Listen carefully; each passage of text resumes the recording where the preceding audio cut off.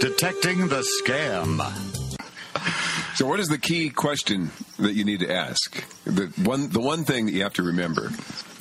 Well, that's a difficult question, because I think that if you accept my premise that you have to trust yourself, which I think is the premise, that no matter who's trying to sell you something, you have to trust yourself to listen to what you're being sold and to judge it. You then have to overcome what I call the obstacles to applying the duck school. So one of them, for example, is that we see what we want to see. So, Fallon, you're absolutely right. You've got to pick somebody who wants what you're selling so badly that he'll stop trusting himself. So people want to see what they want to see, and often we don't hear or we don't see what isn't there. It sounds strange, but again, Don will tell you. Often what's more significant than anything is what people don't tell you. So somebody may be pitching something to you, but you've got to listen for what they're not telling you, as well as for what they're telling you. How does Bernie Madoff get Steven Spielberg and his partners to invest without any disclosure as to what they're investing in? How do you pull that off? No, because he understands the issues with the duck school. He understands that if somebody comes with a $2,000 or $3,000 suit and says it's okay, then you can do it. And my point is, you shouldn't trust the guy in the suit. So with Bernie Madoff, you've got a really interesting situation where if somebody had to go into a business school, Harvard Business School, and give a lecture, and he would say, for a period of 14 and a half years, I can give you a 12% return on your money. Now, just stop a second, because it's not 12%. It's actually 16%. Yeah, 4%. There's a 4% fee the guy gets. So he's saying, I can generate 16% for years, despite any wars that may be declared, despite any fluctuations in the economy. Forget tsunamis. Right. Nothing affects it. Nothing affects it, okay? And the reason he can do it is because he's not really trading. The guy... Well, Senator said all he did was have withdrawals and deposits, and that was it. The guy didn't do one trade. And the most amazing thing about your question, Don, is that if anybody did any due diligence at all, they would have discovered this. That central to Madoff's business model was that he would be buying options from the Chicago Exchange. But there weren't enough options to buy to do what he was doing. There just weren't enough, point one. Point two, if he was buying options, there would be another side to that transaction. And nobody could find anybody that was involved in any of these transactions. There wasn't a single Wall Street house that gave Madoff money to handle. So this guy, Macropolis, or whatever his name is, I can't remember what his name is. Malkini, whatever. Yeah. He was asked to duplicate or replicate Madoff's model. Couldn't do it. I guess. They asked him on 60 Minutes, how long did it take you to figure out that this thing was a fraud? He said 5 minutes. So the answer to your question is, how come Steven Spielberg did it? Because his advisors didn't do him much of a service. Because if anybody had done any due diligence, they would have discovered it. Yeah, I mean, any investigation, and it doesn't make any sense. Just the fact that it's a guaranteed return. Couldn't happen. Couldn't. And then there were little things like Madoff refused to allow his name to be put on any of the documents. He's proud of what he does. And also, he claimed that he liquidated all of his positions at the end of every year, because that meant he didn't have to make reports to the SEC. The whole thing just stank if you ask the questions, which is why the first chapter in my book is, I say, the need to ask. You've got to ask. And you've got to trust yourself to ask. And you can't trust your lawyer, with all due respect, talking to ourselves. No, I know what you're saying. And you can't trust your accountant because you looked at Arthur Anderson. You can't trust these dudes. You've got to trust yourself.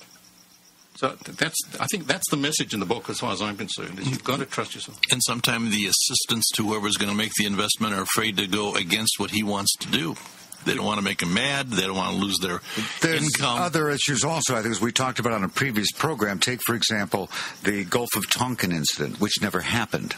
And the journalists at the time knew that it did not happen. Yeah. And so here this was being put out with, charges. We had this giant battle in the Gulf of Tonkin. This is the reason we're going to war. And these guys are standing there, and they know it didn't happen. Why didn't they say anything? The reason they gave was, if we pointed out the emperor has no clothes, we'd be accused of being unpatriotic. Right. But you know what? That comes back to this whole issue of moral authority, which is what Mandela was about. If the leaders don't have moral authority, if they don't say to their people, you've got to stand up if you see something wrong, you've got to put your hand up if you think we're doing something that isn't the right thing to do, nobody will. So what Mandela did throughout his life, and I have to say that his successors didn't, but what Mandela did is he always put the interests of those he represented ahead of his own personal interests. And a feature of everything that we've seen lately, it's the opposite. All the guys in Enron put their personal interests ahead of the interests of those they represented. Certainly Madoff is a perfect example. All those dudes on the side who are making money themselves put their personal interests instead of raising their hands and saying, this can't be. And that's the problem in the schools. I'm absolutely convinced. I think the deans of the schools have done us a tremendous disservice. Instead of saying we should have a zero-tolerance policy against drug use, I would say to hell with it. Let people smoke grass. I want there to be a zero tolerance towards cheating in the schools. And they could do it. They could do it, but they won't. Well, what was it? Dr. Robert Hare, the world's leading expert on psychopaths, said until they did some reformation of the Vancouver Stock Exchange, the largest concentration of sociopaths and psychopaths was the Vancouver Stock Exchange, because it was the perfect environment to be selfish and just rip people off with no regulations. Well, there are no consequences. I mean, just in life, if there are no consequences, Mandela said of his wardens in Robben Island that bad behavior that's rewarded is repeated. Mm-hmm. And that's what happens. If the bankers are rewarded for ripping people off, do you think they're going to stop? Well, that's exactly the situation. Even when they get fined, because I track this, like with B of A and Citibank, they have been fined billions of dollars for ripping off customers. They continue to do it because the fines are less than what they bring in. Absolutely. That's right. It's a cost of doing business. Yeah. Okay, we got busted. We got to pay $5 billion to New Jersey. We got to pay $10 billion to New York, X number billion to Washington. But the billions that they brought in doing it is less than the fine. And I think that's the yardstick on any scam or any crime is it worth the stretch? Is it worth the fine? Right. You know what I mean? Anybody that does this for a living, you know what I mean? That's what you're looking at. Yeah. That's the area with Enron that's mind-boggling. Is you've got top credentialed directors, a top certified public accounting firm, all putting out garbage that makes no sense, and they don't seem to care. No, they do care. Well, they care after the fact. No, they care because they're getting paid millions. Oh, yeah, right. They care about the millions. Everybody benefits. Yeah. All the people advising Steven Spielberg. So if you pay enough, you just put anything down on paper and you create creative accounting. That's why, the late Justice Potter Stewart, he said that acting ethically is to know the difference between what you have the right to do and what the right thing is to do. And what all of these lawyers and accountants did is that they pushed the line so far in terms of what you have the right to do that it crossed the line. So just because you have the right to do something doesn't mean it's the right thing to do. And I think that what happened with all of these lawyers, particularly, and the accountants, is that they said to Enron, if you can say such and such, then you're okay. So Enron says it, and then they say okay. When everybody knows that what's going on is just bull. Well, maybe you're hitting it right with the ethics in the university level, but even in my profession, you're required to take so many courses in a span of 2 years, and half of those courses are supposed to be in various aspects of ethics. And for $299, you get all 15 hours you need of ethics on the Internet. Now, whether you read it or not is another question.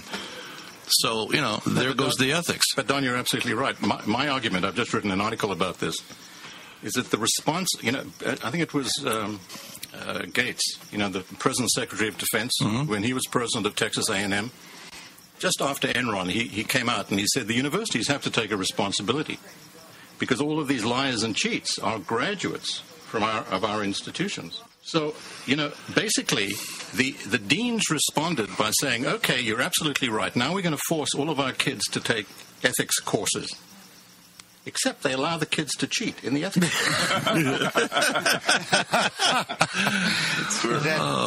That's definitely a problem there.